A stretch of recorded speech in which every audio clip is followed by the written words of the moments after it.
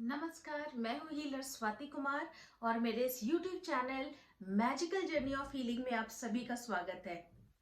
जैसा कि मैंने अपने लास्ट वीडियो में प्रॉमिस किया था कि इस बार हम बात करने वाले हैं अपनी फर बेबीज के, अपने कैट्स के, अपने डॉग्स के दो टॉपिक्स के बारे में। एक, वो हमें हर वक्त फॉलो क्यों करते हैं।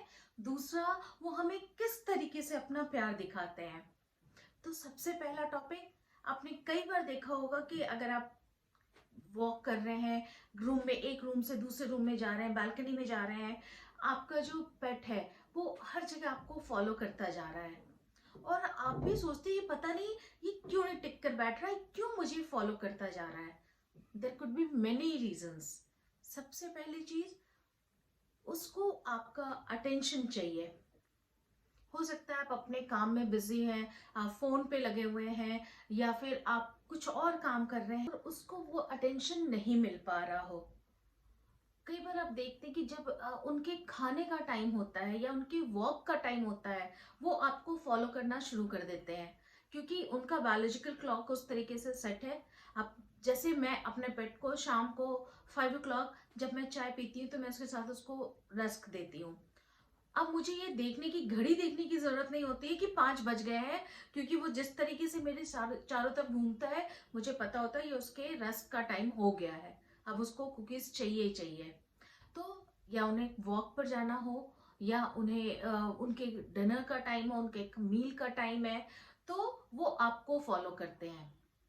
अनदर थिंग है, जब वो डरे होते हैं, जब वो अफ्रेड होते हैं किसी चीज से, चाहे वो किसी आंधी बारिश की आवाज हो या किसी, कई बार कुछ जो डॉग्स होते हैं वो छोटे बच्चों से भी डरते हैं कि आपके घर में कोई गेस्ट में अगर छोटे बच्चा आ गया तो उससे भी कुछ डरते हैं। किसी चीज से डर रहे हो, किसी तेज आवाज से डर रहे हैं, तो आपको वो फॉलो करते हैं। एक और रीजन का फॉलो करने का होता है सेपरेशन का, जो एंजाइटी होती है। जो डॉग के ब्रीड्स होते हैं वो बहुत अलग अलग तरीके के होते हैं। 15,000 साल पहले हम लोगों ने डॉग्स को डोमेस्टिकेट करना शुरू किया था। कुछ तो बिल्कुल टॉय ब्रीड होते हैं, कुछ होते हैं जिनको वेलक्रो ब्रीड बोलते हैं, जो कि वेलक्रम की तरह ही अपने ओनर के साथ चिपके होते हैं। कुछ ऐसे होते हैं जो आपको अपने पैक का लीडर मानते हैं और आपको फॉलो करते रहते हैं। तो जो अगर हम किसी पेट को, किसी छोटे से बेबी को लेकर आते हैं जब वो 12 वीक्स के पहले का है, तो वो नेचुरली आपको अपना पेरेंट्स मानते हैं। तो वो आपको इसलिए भी फॉलो करते रहते हैं कि उनको वो जब भी उनको कोई जरूरत होती है, वो कुछ कहना चाहते हैं, कुछ बताना चाहते हैं, वो आपको फॉलो करते हैं। जो बड़ी ब्रीड के डॉग्स होते हैं उनके अंदर प्रोटेक्शन वाली चीज बहुत ज्यादा होती है कि वो आपको प्रोटेक्ट करना चाहते हैं, चाहे आपको प्रोटेक्शन की जरूरत हो या ना हो, उनके अकॉर्डिंग वो आपको प्रोटेक्ट करते रहते हैं, इसलिए वो आपके चारों तरफ घूमते रहते हैं। हाँ, तो मैं बात करी थी एंजाइटी की। ये जो सेपरेशन का एंजाइटी, ये बहुत ज्यादा होता है डॉग्स में। तो जब भी आप कभी घर से बाहर जाएं, आपको ऐसा लगता है कि वो नहीं समझेंगे, लेकिन उनको बता कर जाएं कि हाँ, अब मैं 4 घंटे में वापस आ रही हूँ या मैं रात तक वापस आऊंगी। एज एन एनिमल कम्युनिकेटर मैंने ये चीज बहुत बार देखी है कि जब आप बता कर जाते हैं, वो डॉग, आपके पेट्स, आपके कैट्स आपकी बात को समझते हैं। उनको बता कर जाइए, नहीं तो वो डर के मारे, उनको ये एंजाइटी रहती है कि आप उनको छोड़कर चले जाएंगे और वो आपको फॉलो करते रहते हैं। एक और बहुत कॉमन सी चीज होती है कि जब आप बाथरूम में होते हैं तो आपके डॉग्स बिल्कुल आपको वहां भी फॉलो करते हैं। हम सब जानते हैं कि डॉग की जो सेंस होती है, सूंघने की शक्ति होती है, वो बहुत ज्यादा होती है। तो वो अपनी ये जो स्मेलिंग पावर है, उससे आपकी हर स्मेल को वो अपने अंदर, अपनी क्लोज महसूस करता है। चाहे वो आपकी परफ्यूम हो, चाहे आपका सोप हो, चाहे आपका शैम्पू हो, या चाहे गार्बेज बिन में डाला हुआ आपका कोई भी यूज टॉयलेटरीज हो। तो और वो वॉशरूम एक ऐसी जगह होती है जहां एज अ ह्यूमन भी आपकी सारी एनर्जी कॉन्सेंट्रेटेड होती है। जहां एनर्जी कॉन्सेंट्रेट होती है, एनिमल्स वहां पर बहुत ज्यादा कंफर्टेबल फील करते हैं, वहां बहुत फोकस्ड रहते हैं। और दूसरा, आप वहां पर हैं तो नेचुरली आपको वो फील करते हैं और आपके साथ रहना चाहते हैं, हमेशा कभी अलग नहीं रहना चाहते। कुछ डॉग की ब्रीड्स ऐसी भी होती है, इसलिए वो आपको हर जगह फॉलो करते हैं। जब वो आपको फॉलो करें, जब टाइम देखें कि कहीं ये उनकी किसी ज़रूरत का टाइम तो नहीं है। अब हम बात कर रहे हैं कि हमारे पेट्स हमें अपना प्यार कैसे दिखाते हैं। इतने प्यारे प्यारे तरीके होते हैं। सबसे पहले तो वो लीन करते हैं हमारे ऊपर, लदे होते हैं हम पे, झुके होते हैं, हमसे चिपके होते हैं। कई बार वो अपनी कुछ फेवरेट, डॉग्स क्या करते हैं, अपनी फेवरेट टॉयज लेकर आते हैं आपके लिए। अब उनके टॉयज टॉयज के साथ साथ उनके छुपाए हुए सॉक्स भी हो सकते हैं, कोई खाली प्लास्टिक के ढक्कन भी हो सकते हैं।